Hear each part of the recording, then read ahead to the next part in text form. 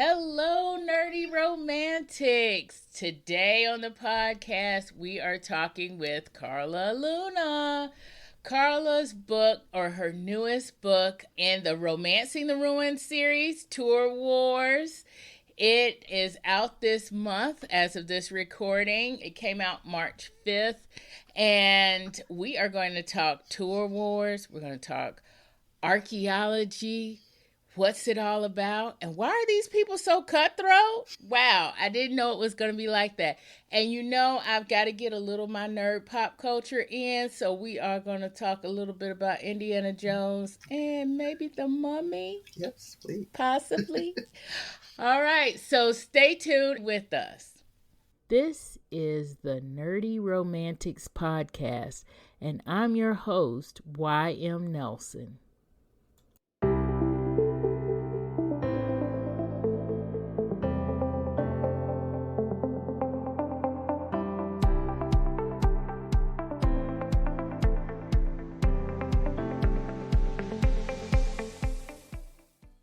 Okay, Carla, welcome. Welcome to the podcast. How are you today? I'm good, thanks. Awesome. So we are talking about Tour Wars and talking about the Romancing the Ruins. Did I get that right? Yep, series? that's the series name. And we are in book 3 of that series right now, right? Yes. So, first off, for those nerdy romantics out there who may not know who you are, Carla, tell us a little bit about yourself. How did you get started in this whole writing romance novels anyway? So I started writing when I was 8, but my first, and this is kind of a joke that I tell at a lot of conferences, my first actual book was biblical fanfic. So it was Jesus and Mary Magdalene, and I wanted to sort of change the course of history and give Jesus a happy ending and give him some romance. So I wrote this when I was 14, this like epic saga. I never published it, but that was my first official book. And then I wrote a lot of fantasy. Yeah. I love this. And so I'm sorry, you wrote your first official fantasy. I'm sorry, I just got really giddy right there. It is pretty funny. I wrote fantasy in my 20s, sci-fi and fantasy for fun. I was in a sci-fi fantasy group in college, writing group. So I did a lot of like just fun stuff. And then I tried for years to get an agent when I was like in my 40s. No, I had one for a while. I tried traditional publishing. It didn't quite work for me. And so in 2021, I decided to self-publish my romances. And that's when I kind of got started with that. Awesome. And so you are writing this particular series from the perspective of archaeologists, but you are an archaeologist yourself, yes? I'm a former archaeologist. So I got my degree from UCLA. I went on a bunch of digs. I worked for a museum called the Getty in Los Angeles. I had a lot of great experiences, but eventually when I had kids, I was like, I couldn't really work in the field. So I kind of gave it up. And then I really always missed it. And I decided when I was writing romance that I really wanted to set romances in the world of archaeology because there was always a lot of shenanigans when I went on my digs. Like a lot of stuff happened that was personal or behind the scenes. And I thought, this would be a great focus of a series. Right. Oh my gosh. And you can tell that in this book that there's like serious shenanigans going on. People do a lot of stuff on digs. Oh, yeah. And I'm like, oh my, I'm in the wrong profession. Yeah. But so you're writing this actually from a place of, you are writing what you know. This is the life out there. Yes, I did. I used to go on digs every summer, usually for like 6 to 8 weeks in different countries, and had lots of different experiences. And so I know about the day-to-day nitty-gritty, but to be honest, the actual sort of fact part of it kind of got boring to me. Like, I didn't want to write about pottery types or, soil levels or reconstruct stuff. I wanted to write about the fun stuff, which is why fiction was a lot better for me than becoming like a PhD in teaching or whatever. Oh, okay. Yeah, because I was gonna say, doesn't that kind of lead towards teaching or maybe Usually, your yeah. own Nat Geo show or Yes. something like that? But yeah, but writing romance, I had to have you on the podcast when okay, so y'all know I tell a little bit of a story of how I found different authors. And I did a newsletter swap with Carla. That was last year, I Yeah, think. I think with Stardate, maybe? Yeah, Yeah. Stardate was mine, and yours was I can't remember what the name of Might yours have been, was I don't know if it was Field at the Rules or time. Troy's, one of my archaeology ones, maybe? Yeah. I think it was Field Rules. I Okay. think it was Field Rules. That's, So, yes, that was it. yeah. That was it. And so, y'all, see, this is why you got to be on my newsletter, y'all, because I do these swaps now, and I am actually not just saying, hey, here's a cool book. I'm actually saying, hey, I might want to read this book. Let me talk to the author. Let me figure this all out. And so here we are. We did an author swap, and I just really like the fact that you come from a nerdy and romance perspective. I was like, oh my gosh, she's one of the nerdy romantics. She's one of us. I love it. I love it. And, the fact that, it's an archaeology band is, so cool. But before I get to getting into myself, you have another series out there, right? Is that Yes. also archaeology as well, or is that something different? Tell us about your other series you have out there. Yeah, so the Blackwood Cellars series is my first series, and now those are 3 books, all set at destination weddings. And I started with that because as an inroads to romance, I wanted to write something that people love. And I feel like people love like wedding rom-coms and wedding movies, and it's just a good entry point. And so one of them is set in Maui, one's in Door County, Wisconsin, which is a big fall destination, and one is at Christmas. So they're all wedding romances, the first 3 books I wrote. So, yeah, so with those, you're bringing in I know about these places, yes, and and see, this is what I really liked about Tour Wars, y'all. Without doing too many spoilers here, I'm trying not to do any spoilers.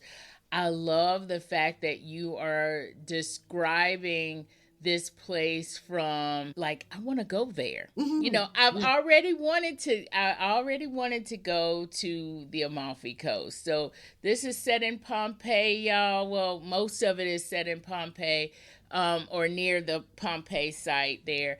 But they do take a tour of Italy, and I wanted to go to the Amalfi Coast. And what you said about the Amalfi Coast from a tour guide perspective, I thought, okay, maybe I want to plan this whole trip a little bit more where I don't get caught in the tourist trap, because it's very much a touristy kind of city versus I'm going there to relax kind of place and, whatever kind of place, which is kind of what I was thinking. It was kind of a chill kind of place and not too touristy. But, as you talk about that in Tour Wars, I was like, okay, let me rethink my trip. It is beautiful. I mean, it's such a beautiful area that it's worth going to. I just would say I went to Italy as research for this trip, and I went in April of last year, and it was still really busy, but that isn't even the high season. And so, Wow. I mean, I was surprised at how busy like Pompeii was and the Colosseum and the Amalfi Coast, and isn't the high season, but I think a lot of people are traveling now because they couldn't. So I feel like if you go off season, it's still a much better bet, and you could go just about anywhere and it wouldn't be too bad. Like if you go maybe April or October, just kind of not in the summer. Summer is when it's like anywhere. It's like where a lot of tourists come. Right. So so off season for them is like fall, winter. Okay. Yeah, early Because they're spring. kind of okay. Not All Easter. right, Don't go at Easter because everyone goes. Oh, I at Easter definitely because wouldn't then. the Pope and Rome and all that religious Exactly. That's a no. No. That is a no, y'all. Oh gosh. And so you're kind of you're kind of just tapping into all my loves here. I mean, I love, even though I don't monetarily may have enough money to do a lot of traveling, I love travel and the idea of traveling and the idea of going and seeing new places. I mostly love the landscape part of it, and of course the nerd pop culture part of it. When I saw archaeology and I saw people going on digs, the first thing I thought was Indiana Jones. Yep. And I love Indiana Jones, y'all. Me That's too. so nerdy to me. I love it. And then the second thing was, in which this made me want to go back and get your earlier books, because I think Field Rules, I can't remember where Field Rules is set. Cyprus. One of them is set in Cyprus. One of them is set kind of like in Turkey, or kind of like in that area. Troy Story is set in Turkey. It's in Istanbul and Troy, and I was there in November 2022. And then Field Rules is Cyprus, which a lot of people don't know where it is. It's actually really close to Turkey, but the culture is Greek. The food is Greek. The language is Greek. It's like, it was, I don't know if it's its own country, but originally part of it was part of Greece, I think. And so it's a lot like Greece in terms of the culture and the food and everything. Right, right. And so kind of when the characters are kind of talking about that area, it also kind of made me think, because you're kind of in that Mediterranean area. So of course it's making me think Mummy and Egypt, and making me think about that. And I love the Mummy, y'all. Me too. Who doesn't love the Mummy? So you're just hitting on all these. And then the fact that your first series is Destination Weddings.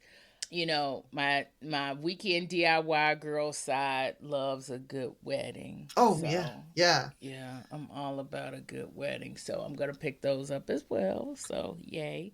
Yeah, you're just hitting on everything that I really like right now. And I'm hoping that everybody else is out there nerding out about this and loving this as well. What I want to get into now is a little bit about Tour Wars and about how you came up with this. And we are going to talk tour guides, because wow. So how did you come up with the whole premise of this story? Did these characters come to you first? Were they talked about, since this is book 3? Were your fans already saying, hey, we need this Amelia TJ connection here? What happened? How did this happen? Okay, so in Field Rules, I introduced TJ as the obnoxious secondary character who bragged and was kind of annoying, and he was like the comic relief. So anytime things got too tense, TJ would show up and start bragging or boasting, and he was sometimes over the top, but he was kind of likable. And in the end of that book, he gets a little more humility. And then in Troy Story, he's on the Troy dig, and that's when we meet Amelia, and she's his rival, and they're stuck together. And he's from Harvard, she's from Yale, and she's from Milwaukee, Wisconsin. He's from Chicago. So they have all these built-in rivalries. So in Troy Story, again, they're kind of comic relief. They're arguing a lot. They're battling with each other. They had this misunderstanding over a hotel room. So I knew that I was sort of setting them up, because I really wanted to write a rivals to lover story. And I was like, okay, I'm going to set them up in Troy Story so that when people read Tour Wars, you can read it as a standalone, but if you've read Troy Story, you're like, oh, there's TJ and Amelia. Let's see what happens when they're stuck together. Yeah, and boy, what does happen when they are stuck together? I love this, because I love a good enemies to lovers. They're more, like you said, they're more rivals to lovers versus enemies to lovers. And I think I like that dynamic better, because it's like built in, I'm supposed to argue with you, but built in, I really love this, arguing with you. Exactly. This is like what we do, kind of thing. It gets them excited, and they respect each other. That's part of the key to me, was that they respect each other, and they know that the other person is smart and capable, but they're really frustrated by them. And this person is competing for the same jobs. They have different theories, archaeological theories. So I had a lot of fun building that up. Yeah, yeah. And it shows because they have a lot of fun arguing with each other. Oh gosh, but to me at heart, TJ is he's kind of a little bit of a beta hero to me. Oh Like yeah, he's yeah. kind of, I mean, he's protective. He's got a soft Mm-hmm. spot. I mean, he's got a little bit of cinnamon roll energy there, but he's very beta, Oh, definitely. And he's very Yeah. nerdy. I mean, he's the one who wants to Yes. watch Gladiator and likes those old school movies like Clash of the Titans. And I think at one point he uses a Star Wars reference. And so he's Yes. definitely really nerdy. Yeah, he is. He's totally nerdy for everybody that loves those nerd Easter eggs. Hmm. This is full of them. Yeah. Full of them. I had to think cuz I was like Clash of the Titans, is that the one with the Kraken in it? Like the new one? The No, newer this one? is the original that came out in the 80s, and it's really terrible. When I decided to include it, I watched the trailer for it, and it has Harry Hamlin all like oiled up with no shirt on. I think it has like Laurence Olivier as Zeus. It's really old. It's got stop motion animation. It's really dated, but Oh it's my just god. it's and I saw it in the theaters because I'm not that old, and I remember being excited about it, and after thinking, well, that wasn't very good, and it really isn't. But a lot of that stuff really doesn't age very well, No. though. It just doesn't, especially when they have to do and like the stop, animation kind of things. If they have to do anything to make it look, supernatural or not quite right or whatever, Mhm. it doesn't age well. So far CGI has been okay, but now with 4K and with 1080p and 4K kind of resolution, you can even see like in the older, not so older pictures, but when they started doing CGI, you can kind Mhm. of tell Yeah. sometimes that it's CGI. It's like I don't always weird. like that. And I actually, when I am a huge fan of the original Star Wars trilogy. And when I Yeah. watched it with my son the first time, I was like, okay, all this stuff is models. So there's no CGI. And my son's like, are you serious? I'm like, seriously, no CGI. They had to do all this by hand. Right. And I was like, Yes. he was just blown away by that. He was like, really? Wow. And to me, aside of the controversy and stuff that The Mandalorian had, oh gosh, I hated that it had that. It looks so much like the original Star Wars. Yeah. Oh, It's yeah. like I'm like, wow.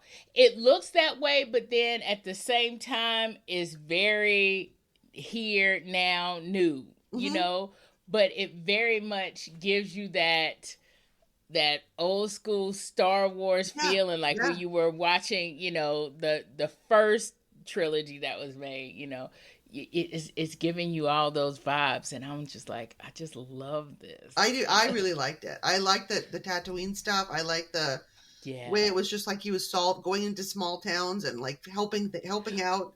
Like that sort Yeah. of like almost like So the awesome. original Incredible Hulk, where it was like every episode he'd do something different in a different town. Yes. So I like Yes, that. exactly. Yeah, I Exactly. It love was that.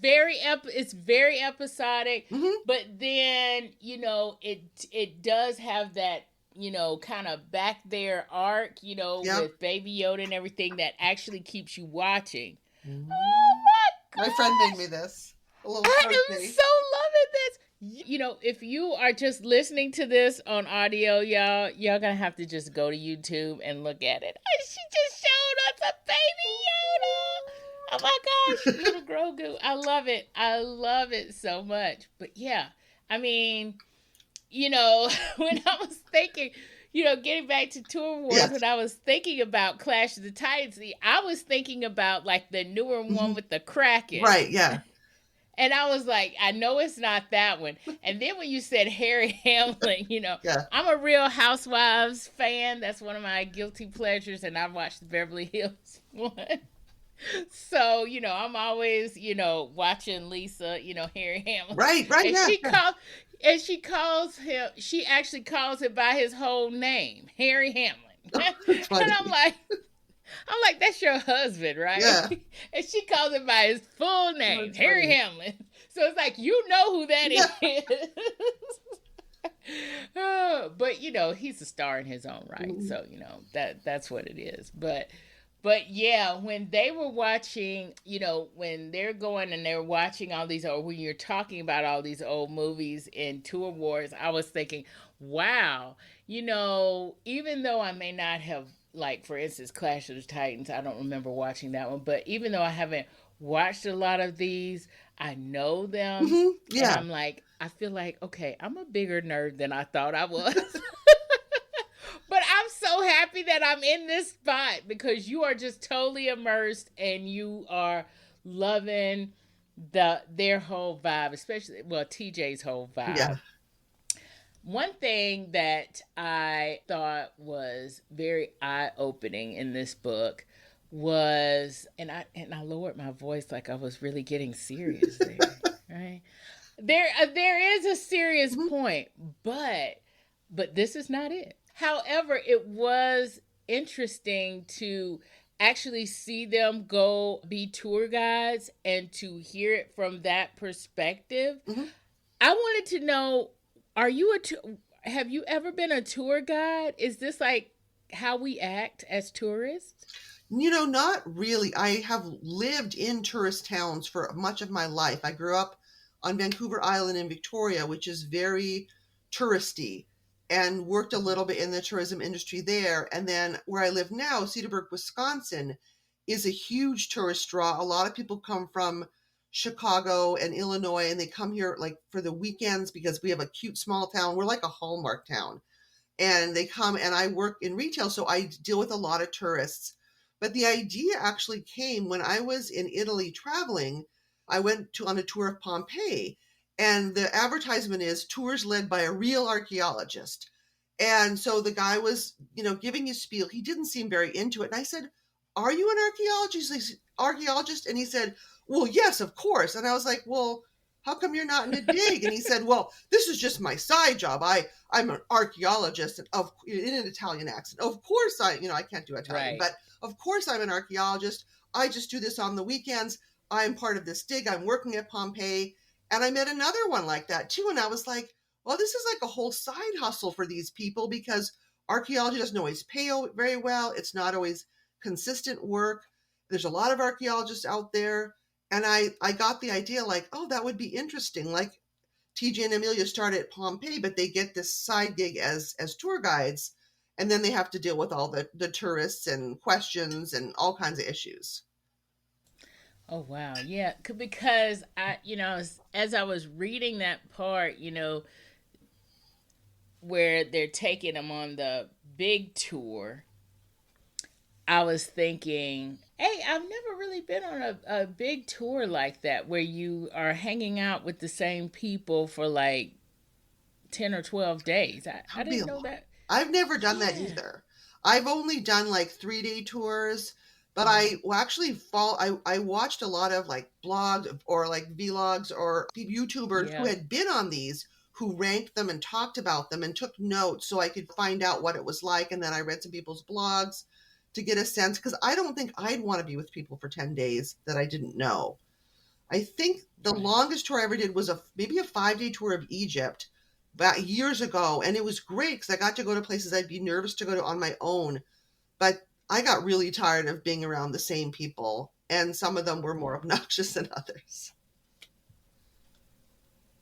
Yeah.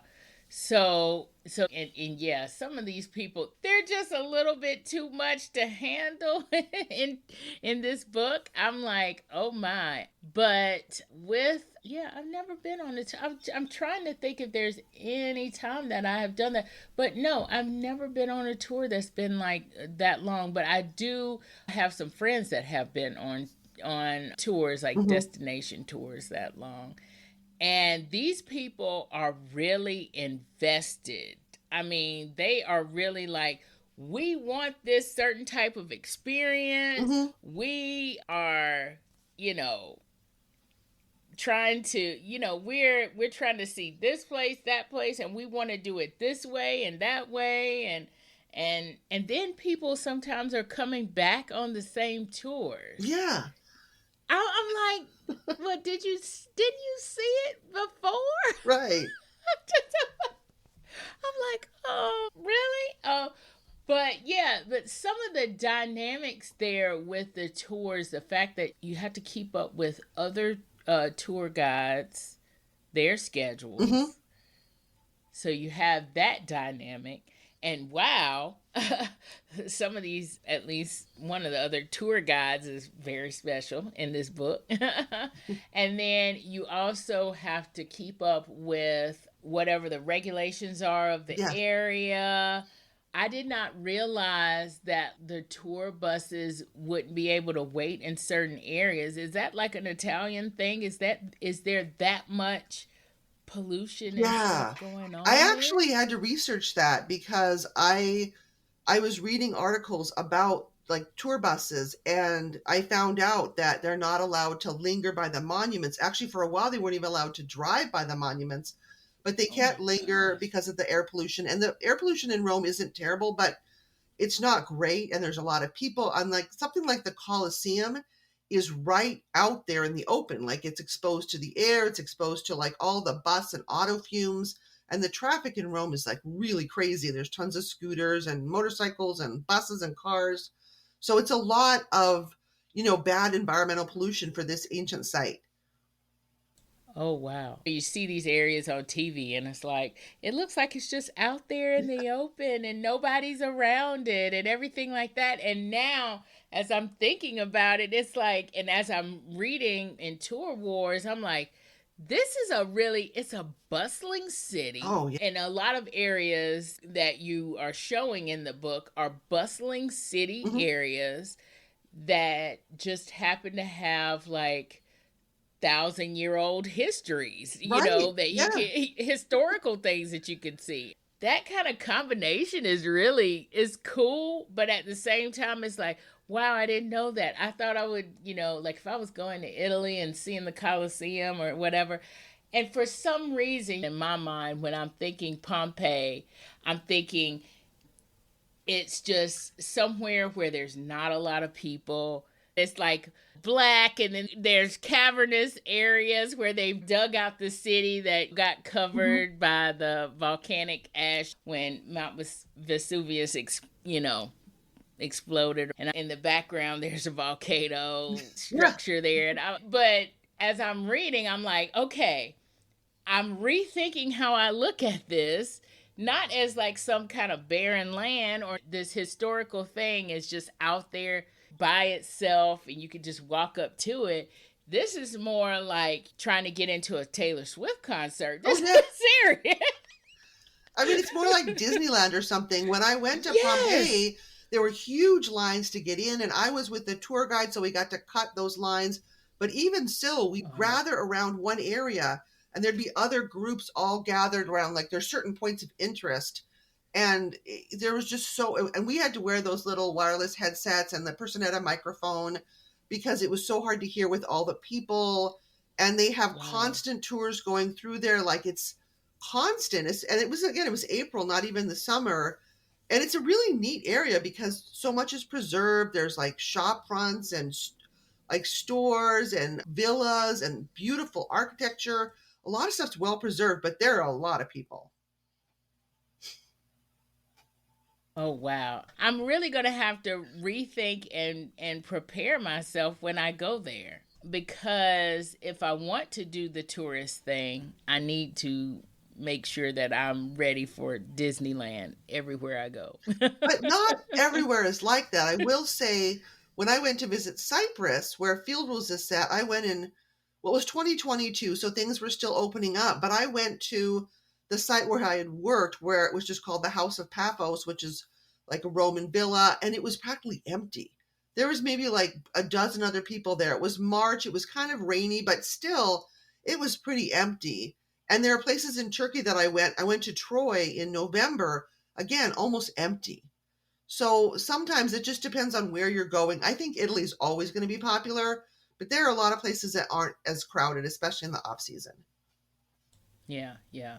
So everybody, make sure that you research where you're going. If you're going to, any of these places that we're talking about, or any of these places that Carla has written about, make sure you research before you go, and don't go in, high tourist season if you don't like crowds, because it's not what you think. But now I want to get to a little bit about the romance and just about romance in general, and you writing romance in general. So first off, y'all, this is considered to me to be a steamy romance. Would you agree? Well, some people have said, because my books are kind of slow burn, that they're not like high steam. They're open door, but they're not like high heat. And I have friends that write high heat, and my books are not close to theirs in steam levels. Right. Yeah. I would agree that steamy is a spectrum, y'all, and Carla's on the lower end of the spectrum of steamy, but there just like she said, there are open door scenes. I'm kind of thinking you're kind of in like the camp with like a Talia Hibbert, or a camp like a Christina Lauren kind of a camp Lauren's like that. Yeah, not like Tessa Bailey or Katie Roberts or anything like that. Yeah, no. Exactly. Yeah. And this is obviously, it's not dark romance. It's very much rom-com, and it's so cute, totally cute rom-com. Not only cute story, but I do have to mention, even though Carla has been sharing the covers, if you're on YouTube, you get to see the covers, but if you're not on YouTube, the covers are totally cute. For someone, and we do have a few writers out there who listen. So for someone who is an indie author, did you have a cover designer? Yes. Or are you just I'm not talented? Artistic. Not at all. I found her through Reedsy, and her name is Bailey McGinn. She lives in Paris, and she's done all my covers. And the first one was kind of a test to see if we would work well together, and I loved it. And that one is actually this one. It's Blue Hawaiian. This is my first book, and I really loved it. And I was like, well, I want you to do my covers. And so she's done the covers for the first series and the second series. Oh, yeah. And I love the covers. Me too. I love them. So with that, do you have kind of a theme? Because I noticed like you have a lot of pink on this one, but you do like, there's some areas where you have pink on all of them, is it? Or is it more so, or is it a blue more so on all of them? I'm not sure. That's sort of a mix, but usually my designer picks the background color, and I've liked that. I mean, she picked the orange for Troy Story and the pink for Tour Wars. I didn't ask her for a specific color, but I really liked them. I really like the colors stand out like that. Yeah, I like them too. They all are kind of, going towards maybe a brand for you. Yeah. I would definitely say when I'm set up at like a book fair, people will notice them because they really work well together. Yeah. I love that. So for all those indie authors out there, we need to have a good relationship with our cover designer. We don't know how to design our own covers because I think that is what attracted me first. First you're talking about archaeology, and then I'm like, well, is this going to be am I going to be watching a PBS special kind of thing?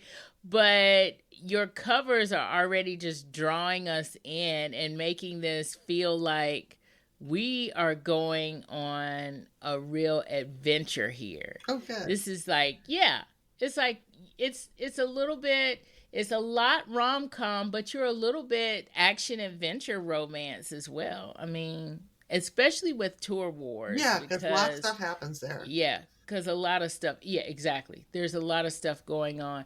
Some of the not so fun stuff, though, that goes on is with the Italian tour guide, tour company sort of owner maybe wanting to be owner. Yeah. And just the tour company itself that you had written in there, and it kind of made me think, okay, this is it's not America, but even in America, people do shady stuff like that all the time.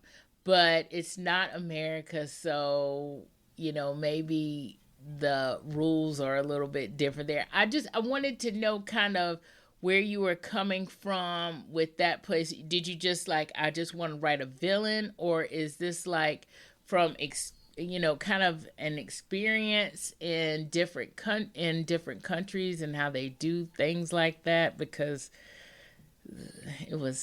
it's sort of not fun. No, and I mean, sexism in the workplace is definitely an issue, and I think in this case, Amelia she's on there on a visa. She's not a part of the country. And when things happen that are bad, there's not much recourse she can take versus if you were in the United States, maybe you could go to HR or you could take it to a higher Right, level. And this is even just her right, side job. She's not even really legally supposed to be being a tour guide. It's just sort of a little side job. So for her, it's a tricky situation. But I will say there's a villain in my books. In Field Rules, the villain is the assistant dig director who's very sexist. And I had someone like that when I worked in Jordan. And I was always like, well, one day, dude, I'm going to write you in a book. I'm going to change your name, but you're going to get your comeuppance in a book because he actively discouraged me from being an archaeologist oh my and said, gosh. like, archaeology is no place for a woman. You should just be studying coins. What? He was pretty bad. Oh Yeah. my gosh.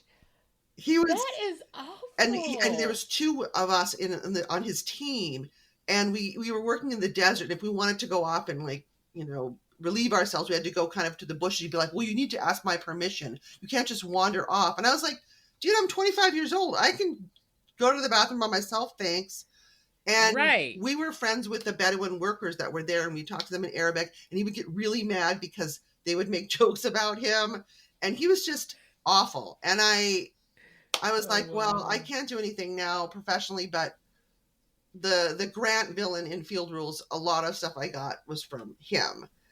Oh wow. Yeah. No, for the guy in Tour Wars, I never had anybody like that directly doing stuff like that. But I think, like every woman, I've had my share of unwanted male Mm-hmm. attention, Yeah. people saying and doing things inappropriate and having to kind of, especially like in the 80s and 90s, just kind of smile and laugh and pretend that you're cool with it when you're Exactly. not. So, yeah. Yeah. Yeah. And, to kind of piggyback off of that a little bit is not just, in these tours, there's sexism and, with your dig. I mean, the archaeology profession in general, it seems like it's very cutthroat, Yes. and it's also very, it has the potential of being more sexist than maybe, beauty products. I don't know, something else, something that I'm not doing. I'm in an industry right now, the energy and power industry, and it's very male heavy Mm, and white male heavy and very, yeah. mm. It has a tendency more so than other places that I've worked to be sexist. Nobody's been overtly sexist or anything towards me, but it favors kind of that area. So is that kind of how you feel about archaeology? Or is it becoming more diverse? Because to me, it seems like if you're going on these digs in all of these different Hmm. countries, it would be a very, diverse, very, welcoming place and very collaborative kind of place. And it kind of isn't in this, at least in Tour Wars. So I was just kind of wondering, So is I that, would say usually it is. Like I've been lucky. yeah. I've worked for female dig directors and male dig directors. I've worked with different groups of people. Like I said, I worked with the Bedouin in Jordan, which was a great experience. I've had a lot of really good experiences. And I I think archaeology in general, there's a lot more women. there's a lot more women who are like, especially in Canada, there's a lot more First Nations people working on the digs of like Haida and Inuit and things like that, where they're doing their own, they're studying their own people, which is really pretty amazing. And there's a lot more of that in Canada now than there ever used to be. And I think Oh, there's a that's lot more good. Indigenous people involved in archaeology just all over the US, which is really, really cool. And there's a lot more Yeah. respect for other people's cultures, and museums not just taking stuff that doesn't belong to them and grave robbing, which is what they did Right. for years. Right. There's a lot of ugly stuff in archaeology, but I think with a dig, there can be some misogyny just because you're isolated, you're in a your place for 2 months. In general, though, the camaraderie of archaeology is the one thing I love. Like when you're on a good dig and you have a good director, it's like really great experience. And we would have nights where we'd sit and drink beer and we'd talk about our experiences and share things that we've learned and that we've done. And I loved it. But I will say too, like to be a professional archaeologist, like to be a museum curator or a professor, that is cutthroat. There are not many jobs available. There's very few for the people that get their degrees. So a lot of archaeologists go into contract archaeology, which is fine. But for those people like TJ and Amelia who maybe want that brass ring, that professor job, those are tough to get. Yeah. Yeah. And yeah, I can agree with that firsthand. I think a professorship, being a full time professor anywhere in any discipline, is those are coveted Mm-hmm. jobs. They're very hard to get. I'm an adjunct professor, and yeah, to go from adjunct to full Yeah. time, it's hard. It's like they always need somebody to teach that one Yes. class where a Yeah. teacher has dropped out. But are we going to ask the state to pay you, whatever it is for a full time salary? No.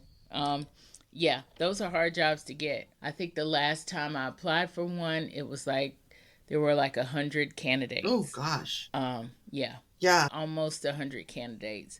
And of course, some of them have doctorates, which Yes. I only have a master's Me too. at this point. But how do you compete against somebody with a doctorate when that's like one of the major qualifying things in that profession? But contract archaeology, when you mentioned that in Tour Wars, I thought, wow, I didn't even know that that was a thing and that existed, but it also explains. I was reading a historical romance by Beverly Jenkins, Mm-hmm. and she was talking about the reason that she kind of started writing this particular romance was she found an article that was talking about black people in Oklahoma or something, and Mm-hmm. they were doing a Oh dig. wow. Yeah, they were doing a dig of something, and like they were finding all of these old artifacts, and they were talking about how they found these artifacts about black people out there in the old west. I can't remember if it was actually in Oklahoma or where actually it was, or Utah, or I can't remember exactly where they did the dig, but it was out in the west.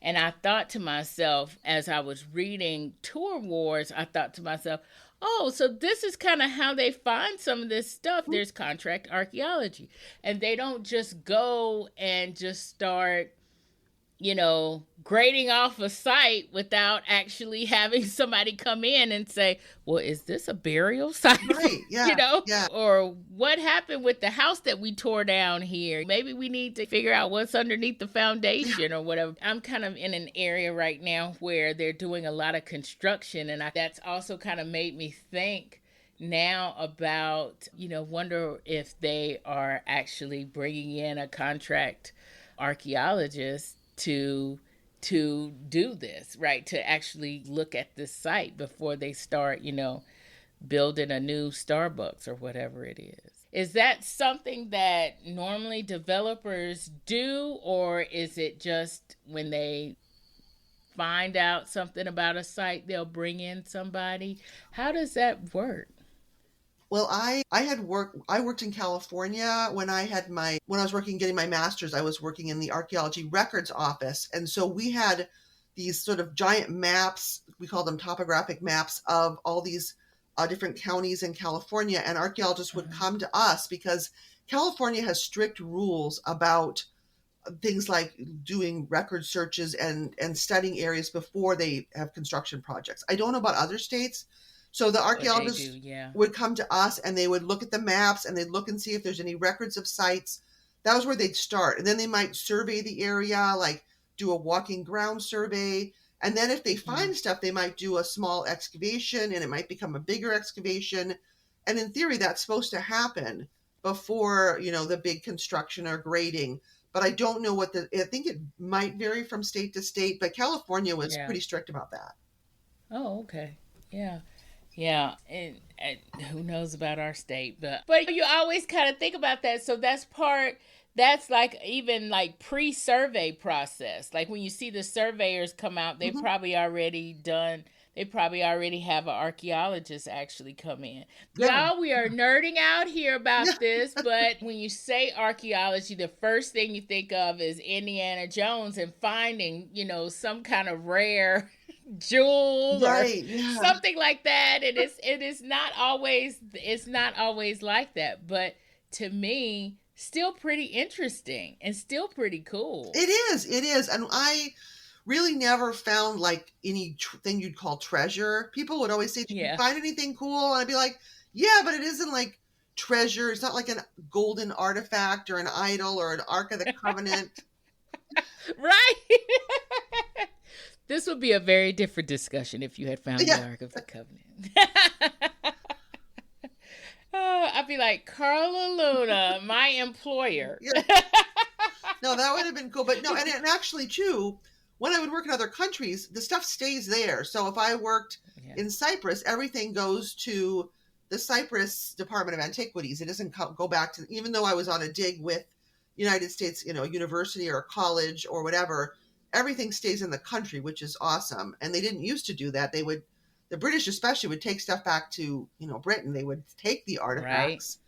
The Museum of Fine Arts in Boston is full of Egyptian artifacts. Yes. But now they stay in the country, which is much better. Yeah. And that's good. And I'm glad that that's happening.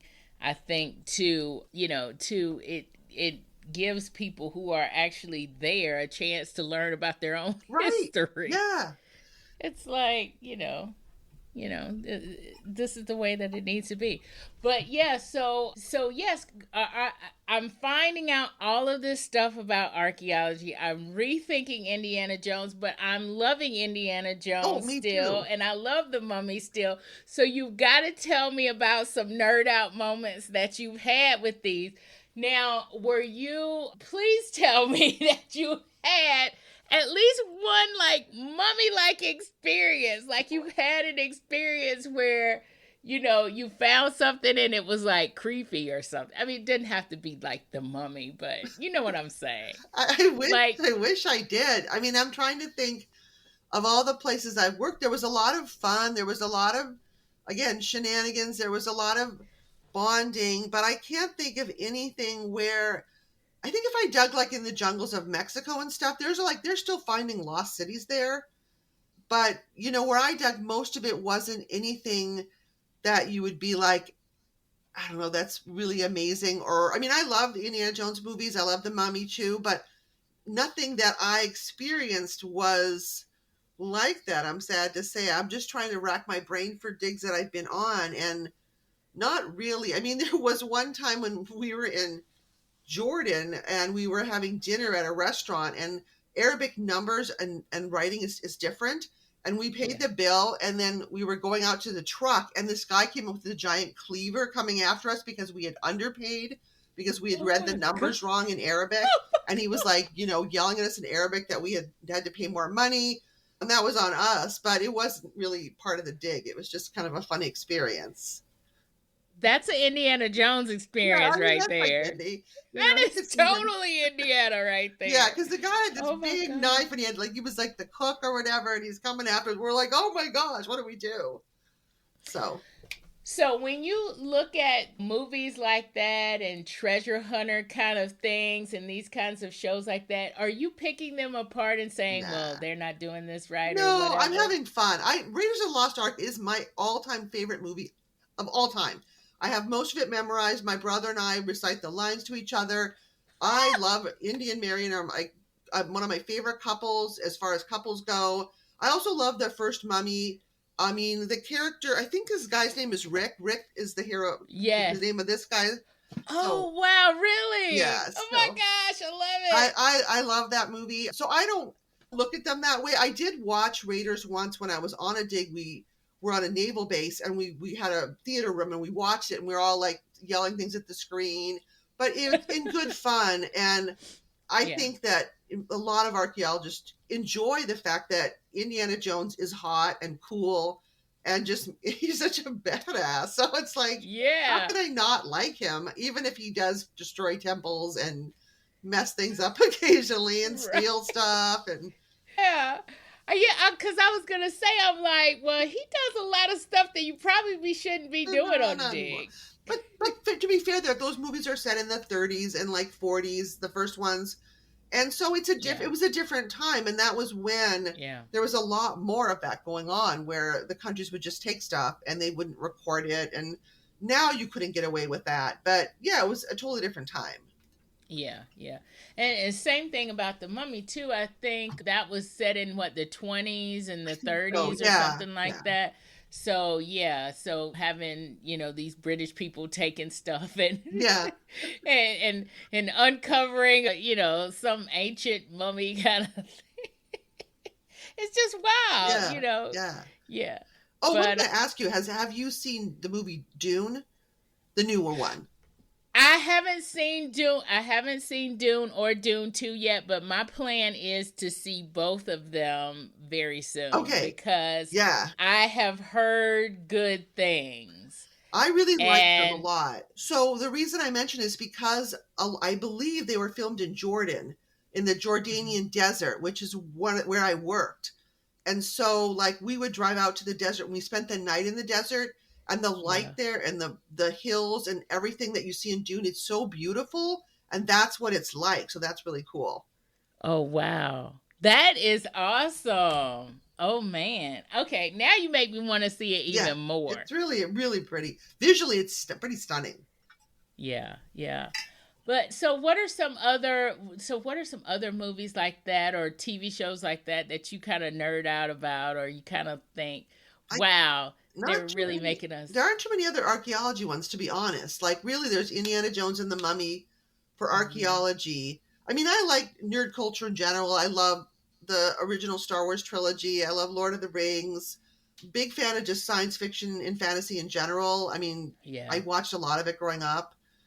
So, but I can't think of any other sort of adventure-seeking, treasure-hunting characters offhand. I never really played the video game with, I think it was Lara Croft or whatever. Yes, I never played that. Tomb Raider. Yeah, I was gonna ask you if you watched any of those movies, because that was Angelina Jolie. I haven't seen those.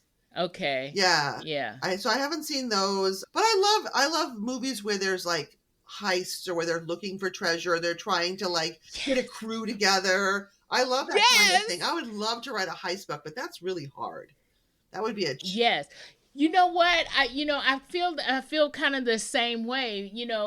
With the heist book, you almost have to. I'm thinking you're almost gonna have to reverse engineer it, kind of like a mystery. Yeah, and I'm not good with that, but I love heist movies. I love reading stuff. There's this show, and I was going to do a podcast episode on it, but the show kind of kept going, and the hype kind of died down for it. But there's this show on Netflix. It's called Lupin. Yes, I've seen it. Yeah. Do you love that show or what? Yes.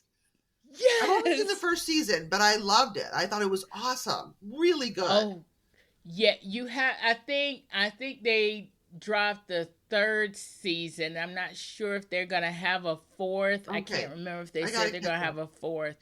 But yes, you have got to see. You have got to finish watching it. It's so awesome. but it totally gives you that heist moment, right? It totally Yes. gives you that, that Yeah. whole feeling of, I'm going to put together this elaborate scheme and all of this other kind of stuff going on. Yes, I love in some Yes. lifetime somewhere we are sisters. But yes, I love the Italian Job. Mhm. I love all the Oceans Oh movies. gosh, I yeah. wouldn't, Love yes. those. I mean, I love a good heist movie. And you're right. Writing that is got to be difficult. Oh, I imagine, yeah.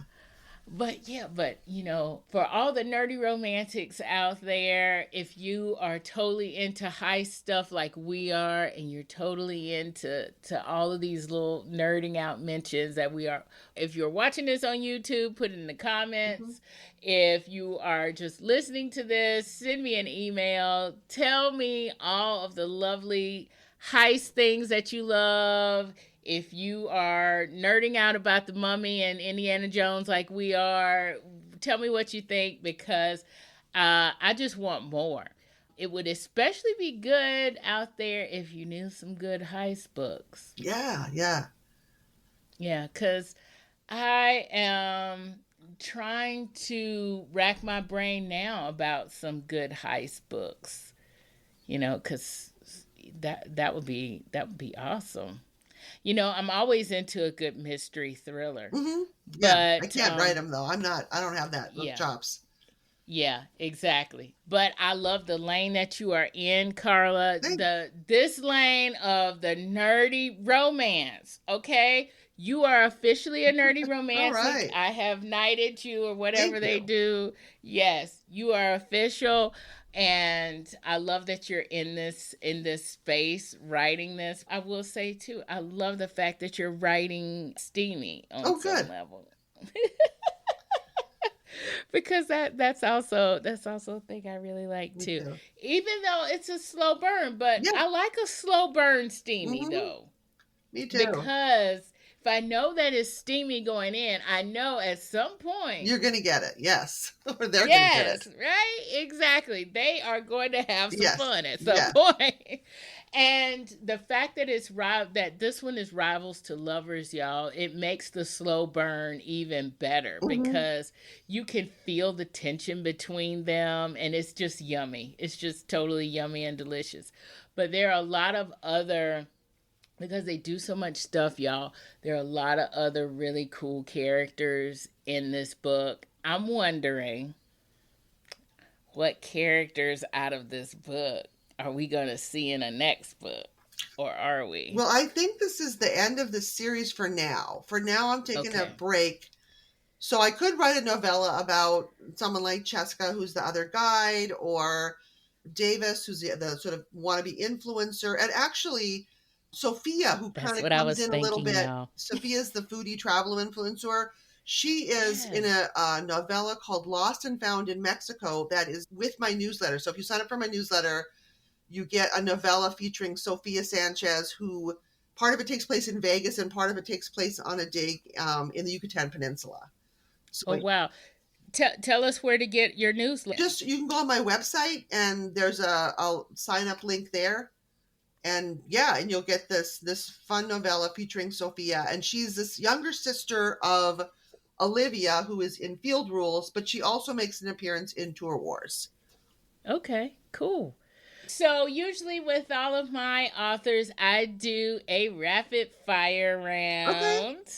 I have some rapid fire questions. And sure. so, just tell me the first thing that comes to mind or whatever. And hey, if you don't know, just say you don't know. It's cool. So, here we go. First question. We already know the answer to this one, though. Star Wars or Star Trek? Star Wars for sure. Obviously, that's okay. Yeah. Yeah, everybody knows I'm a Trekkie, but I do have much love for Star Wars, Hmm. so I'm totally cool with that. First romance that you read and you thought, I want to write romance. Honestly, it might have been in middle school. I was reading Victoria Holt Gothic romances, which were always What? like on windswept moors, and the woman was always like a governess or something, and there was a brooding, Yes. chateau owner. And I love those. I think I read most of her books, these Gothic romances. Oh, wow. I love that. So, third favorite trope. So probably I would say fake dating is one of mine, or fake engagement.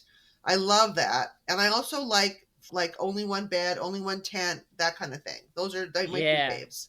Yeah, forced Yeah. proximity.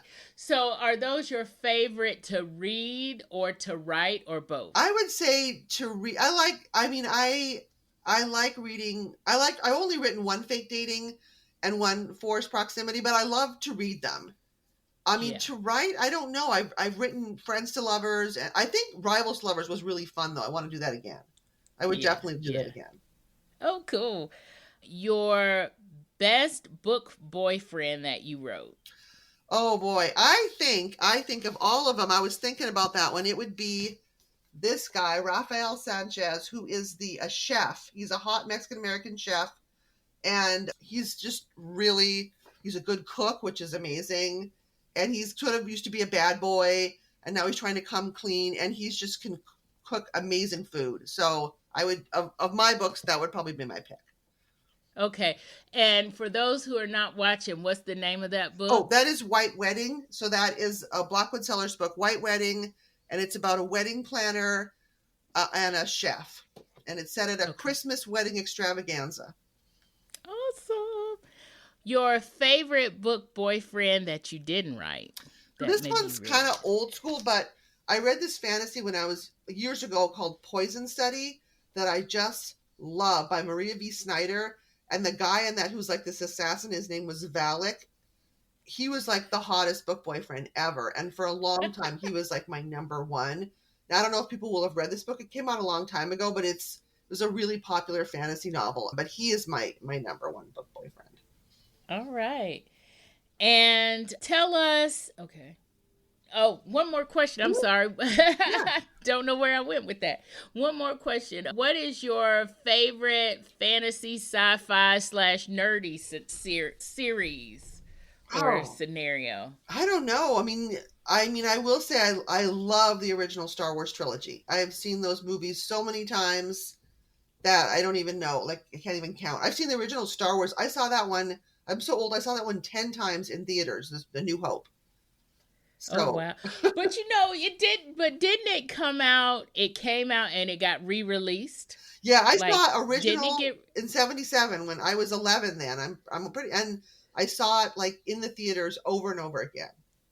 Oh wow. Yeah, I So love it. awesome. I love And it. I actually Oh, our theater had one of the world premieres of Return of the Jedi, and at that time, nobody knew the truth about Luke and his father. Nobody. So we wow. spent 3 years debating after Empire Strikes Back came out, and we have the reveal, I am your father. 3 years we waited to find out what the answer was. Oh my God. And now that's like a culture thing. Yeah, That's everyone like knows it. something that's right. Everybody knows it. And everybody knows when they say, Luke, I am your Yeah, father. Everybody knows where that's from. It's so ingrained in our culture. yeah. That is But at the wow. theater, when I saw Empire the first time, it was like the whole theater went silent. We were like, what? What? We couldn't believe it. We just were like Oh my stunned. And then we were arguing, no, it can't be true. Darth Vader's lying. It can't be true. We wouldn't believe it. Oh my gosh, that is so wow. That is cool. Yeah, I'm sorry, you've said a lot of cool things here, but it's got to be the coolest. that's I would pretty love to cool. be a fly on the wall for that. Oh Yeah. my gosh, that's wild. Okay, so tell us what you have coming next that we can look forward to. So right now, I don't have anything immediate planned. I'm doing a lot of in-person events, and I have to write a lumberjack short story for an anthology that I have to start very soon, and I haven't started it yet. And I've never written about lumberjack, so that's going to be a new one for me. So Oh, awesome. yeah, Yeah. I know at least one person that's also writing about lumberjacks as well. So yeah.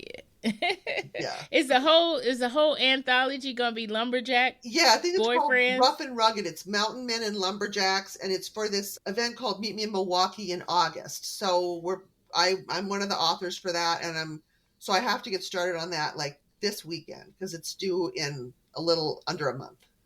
Oh, wow. Yeah. Okay. I'm a little behind. All right. So we may need to cut this short so she can get writing, okay. everybody. So, Carla, tell all of us where to find you online or how to connect with you, how to get your books, all that good stuff. So my books are everywhere: Amazon, Barnes & Noble, Bookshop, Kobo, Google Play, Smashwords, anywhere. I'm all over, everywhere. I'm not just on Amazon. My website, carlalunabooks.com, is where you can find out info about my books and events, and I have like little blog entries about my travels too. And then I'm on my social media handles are really bad because I joined social media at different times when before I had an actual brand. So I'm on Instagram a lot as I'm at Carla Luna Cullen. That's my full name. Cullen is my married name. But I like Carla Luna because I don't want people thinking that I'm like a Twilight person because of the Cullen thing. Yeah.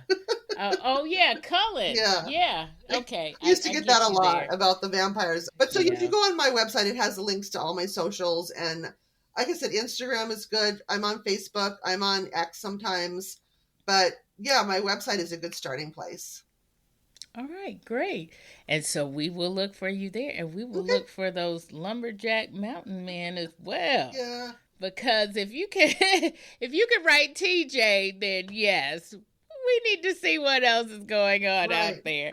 And everybody, pick up. This is book 3. Sounds like it might be a trilogy at this point. So pick up books 1 and 2. I will say, as a reader, you'll be happy with book 3 if that's the only one you're going to pick up, but you're going to want to pick up 1 and 2 because that's exactly how I felt at the end. I was like, I want more of these folks. Yeah. They're all standalones, but they're fun to read together. Yeah, they are. And Carla, it was so great meeting you. It was so great having you on here. And good luck to you with all of these books. But we may have to have you back on. So thanks for hanging out with me. Thank you. While that's the end of our discussion, it's not the end of the story, so to speak.